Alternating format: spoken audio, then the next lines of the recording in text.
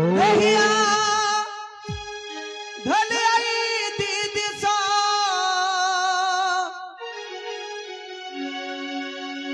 दोसरो गई जाना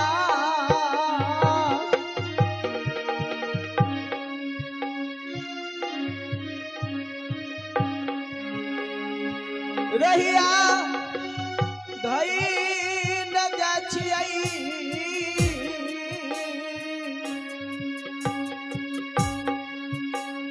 दोसरो गई ना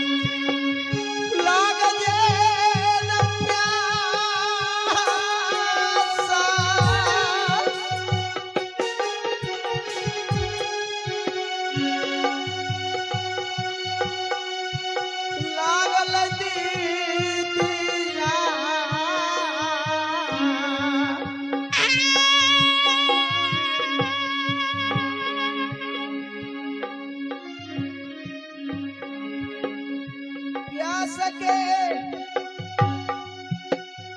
कारण गई बहिना सा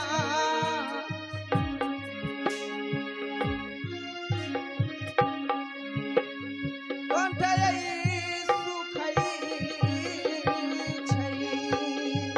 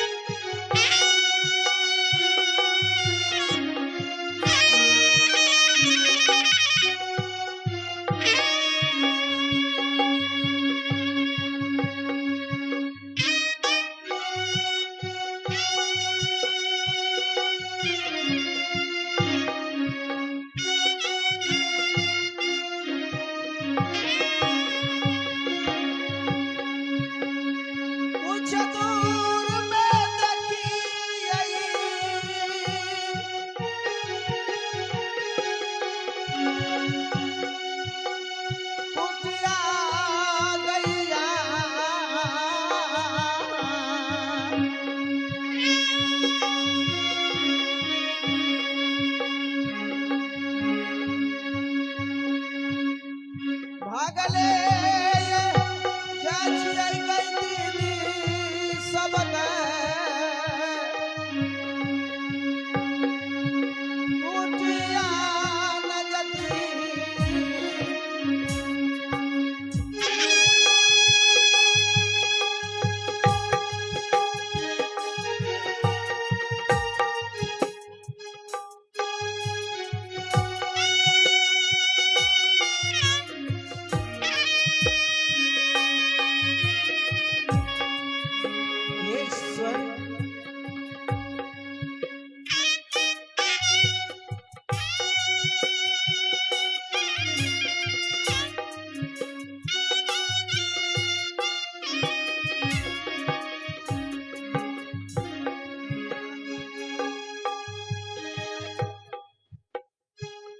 ये मैं क्या देख रही हूँ किस जंगल में यह बाबा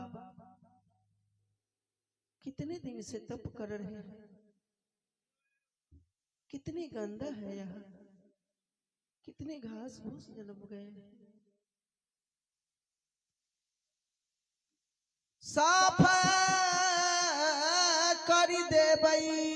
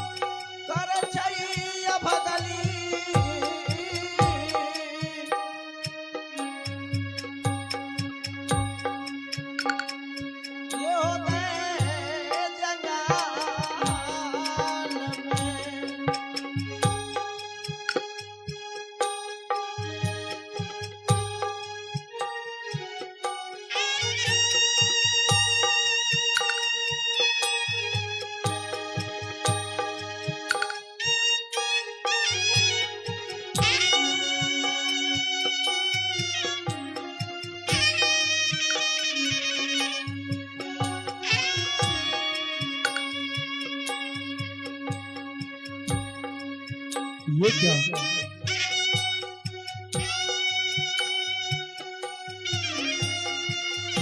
मैं देख रहा हूं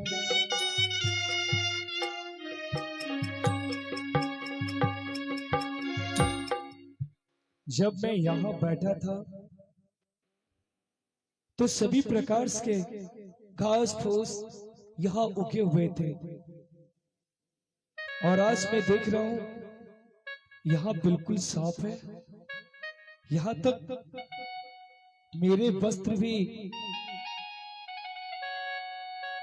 पूर्ण रूप से साफ दिखाई देता है। आखिर ऐसे कैसे हुआ? या किसी ने मेरा तपस्या भंग करने की प्रयास की, या फिर किसी ने मेरा सहयोग करना चाहा। एक संत का सहयोग भला भगवान ही कर सकता है, तो फिर इस वन में मेरा सहयोग करने कौन आया होगा? मुझे एक बार उसे जरूर बुलाना चाहिए। कौन हो तुम? मेरा इस तरह से सहयोग करने वाले अर्थात करने वाला, मेरे सामने आ जाओ। इस तरह से मेरे भक्ति में विघ्न डालकर तुम मुझसे छुट नहीं सकते। अगर तुम मेरे सामने नहीं आओगे तो मैं अपने तपोबल से मैं तुम्हें यहां खींच लाऊंगा। इसलिए जो भी हो, निडर होकर अपने दिल से भय हटाकर मेरे सामने आओ। 10 कला जोड़ी हो बाबा, करिया पार नाम।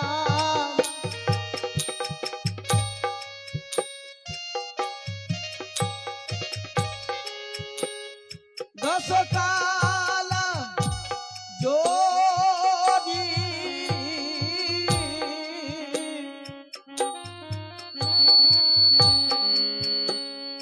अरज मना पिया।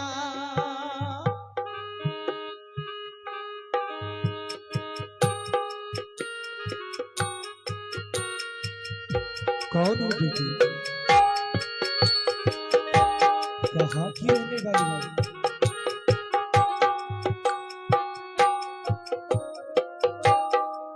रो रही हो? काफी कष्ट में जीवन बिता रही हो।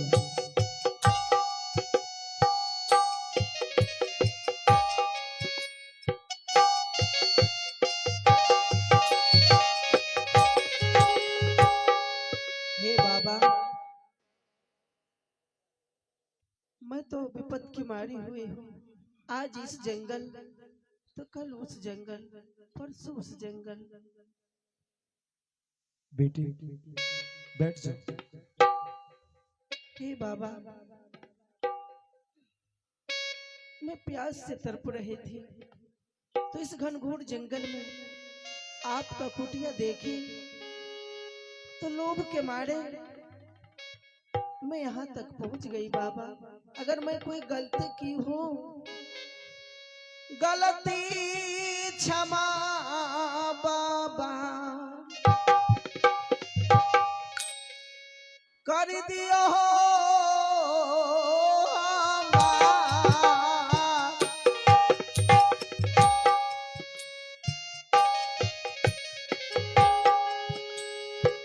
गलती क्षमा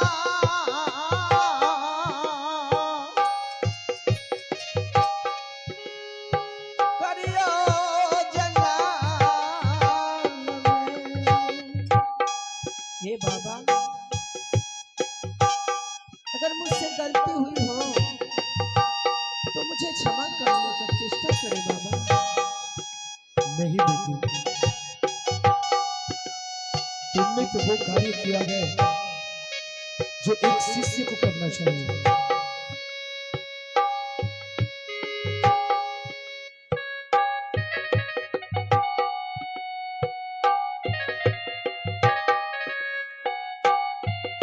एक बात बताओ बेटी,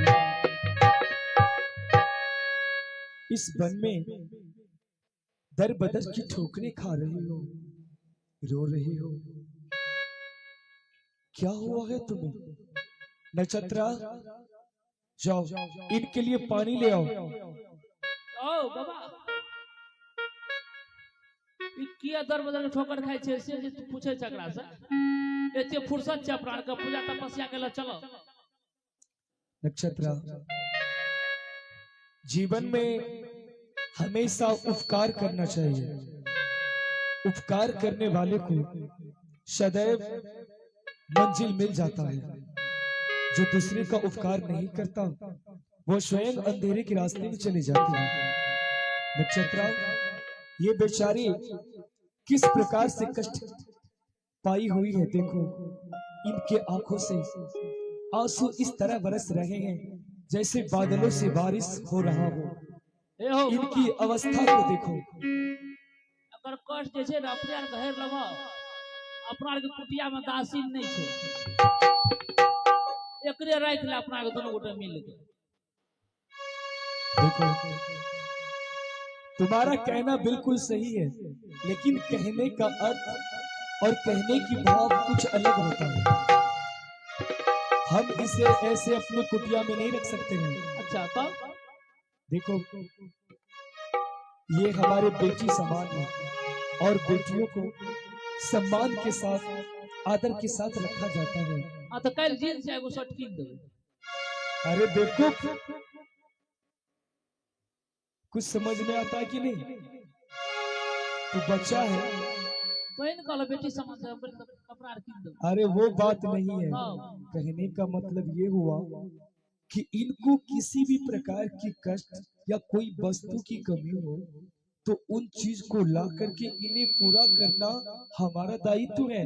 देखो, अरे देखो हमरे कुटिया को किस तरह से पवित्र किया है ये। बाबा एगो बात कहिया, हमरा डर है जे कहीं एकरा दोनों पति पत्नी में झगड़ा भेल हेते, चोरा के सोना चांदी पैसा ला के भाग के चल गेल हेते, आ जाऊं जे एकरा पीछा पुलिस अगर दुल्हा केस का देने हेते तो सबसे पहले तू ही जेल जेबो हम भाग जेबो।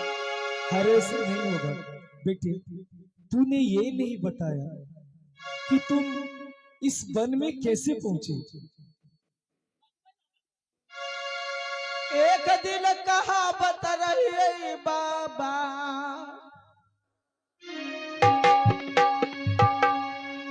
मोहबा के रानी हो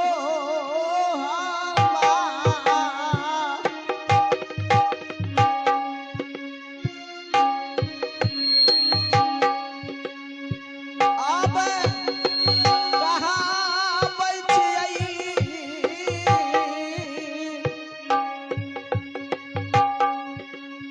बगली जंजाल में।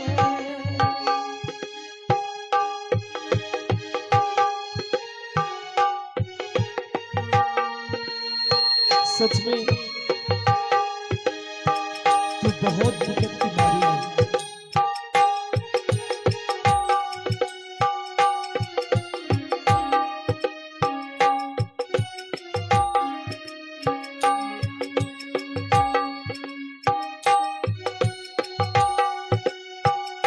ए बाबा,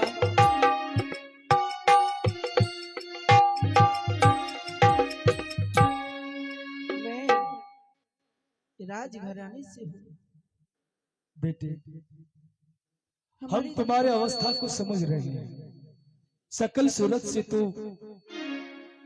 कोई छोटी परिवार से तो लगती नहीं हो। तुम्हारा शकल सूरत ये बता रहा है कि तुम राज परिवार से ही हो, और तुमने बताया भी कि तुम राज परिवार से हो। बेटे, एक राज परिवार की महारानी को अपने भवन में होना चाहिए, और तुम इस वन में भटक रही हो। क्या हुआ है? तुम्हारा पति खो गया है। जरी गेले कर्म बाबा, फूटल हो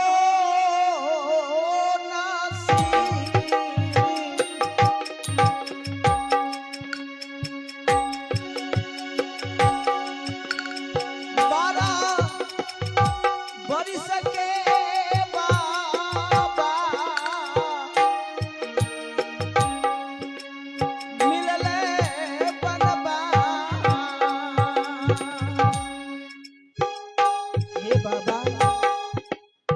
12 वर्ष।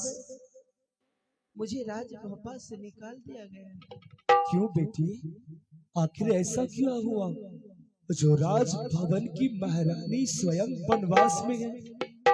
हे बाबा, क्योंकि मैं एक कुलक्षणी हूँ, मैं नागिन हूँ, मैं अभागी हूँ। क्योंकि हमारे कोख से जो बच्चा पैदा होने वाला था वह राक्षस जन्म लिया है बाबा। नहीं बेटी, ये सच नहीं है, ये भ्रम है, धोखा हुआ है तुम्हारे साथ। बेटी, मैं तपस्वी हूँ, मन की बात भी पढ़ता हूँ और भविष्य काल को भी देख सकता हूँ। बेटी, तू बिल्कुल सही जगह आई है। आज तेरे मन की पीड़ा, तेरे मन की संताप अब सब दूर होने वाला है बेटी। हे बाबा, तू कुलक्षणी नहीं है, अरे तू तो साक्षात लक्ष्मी है। किसने कहा तेरे गर्भ से होने वाला संतान राक्षस होगा? ऐसा तो हो ही नहीं सकता। तेरे गर्भ से होने वाला संतान साधारण नहीं, वो असाधारण ही होगा। और इसका अर्थ ये होता है बेटी कि तुम्हारे गर्भ से होने वाले संसार में अपना नाम सम्मान के साथ अपने पिता और माँ का भी सम्मान बढ़ाएगा। तुम्हारे गर्भ से होने वाला संतान जो है वो प्रसिद्ध हो जाएगा। तुम कहती हो कि तुम कुलक्षणी हो। नहीं बेटी, नहीं।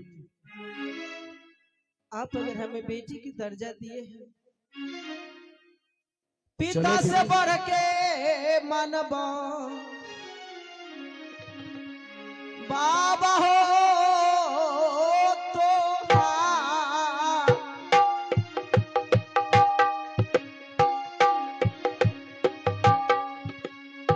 चरण के सेवा करबा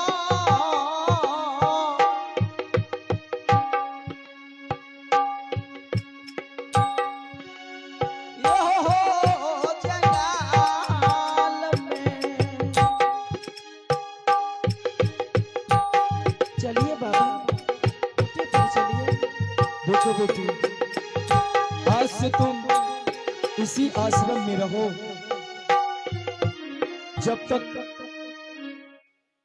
तुम मां नहीं बन जाते। तुम्हें इस आश्रम से कहीं मत जाना बेटी। मैं तुम्हारे पिता समान हूं, इसलिए मैं तुम्हारे सहयोग के लिए हर वो वस्तु जो तुम्हें आवश्यक होगी मैं शिष्य के द्वारा तुम तक जरूर भिजवाऊंगा। हे बाबा, अगर हमारे लायक कोई काम हो इस जंगल में, क्योंकि आप तो पूजा करते हैं, मैं आपके लिए जंगल से फूल तोड़ करके लाऊंगी। बेटे, बस इतना काफी है। इस और अवस्था आपका हाथ बटाऊंगी बाबा। बेटी, तुम माँ बनने वाली है और माँ बनने वाली को ज्यादा कोई कार्य नहीं करना चाहिए। इसलिए बेटी, तुम बस आश्रम में रहकर आश्रम को झाड़ू पोछा लगाना, जो भी पूजा की सामान है उसे पवित्र से धोना। और हाँ, मैं मैहर वाली की पूजा करता हूँ, इसलिए उस प्रतिमा को तुम पवित्र से धोकर रख देना। क्यों नहीं बाबा? चला चला ठीक है चला बेटा। बाबा, कुटिया पर हो तो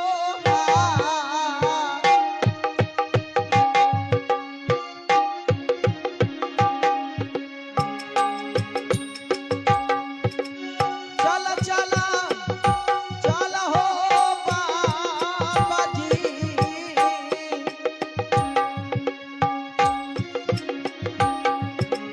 अपनो हो कुटिया